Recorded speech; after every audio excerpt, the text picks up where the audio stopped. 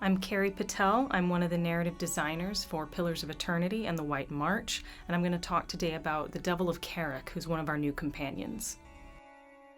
So probably the most unique thing that you'll notice about the Devil right off the bat is that she's a construct, which in this case means she has a metal body and her soul has been put into this.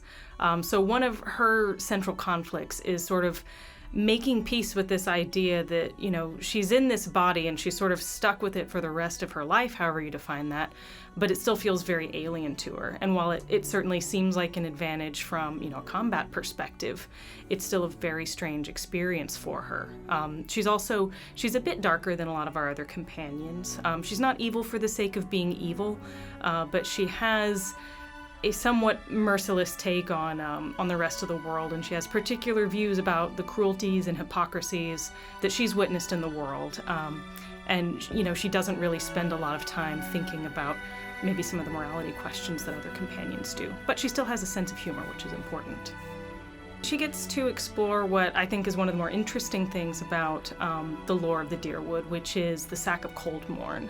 And Coldmourn was a town, a border town in the Dyrwood that during the Saints' War was sacked because when Widewind's army came marching through, they stood by and let them pass.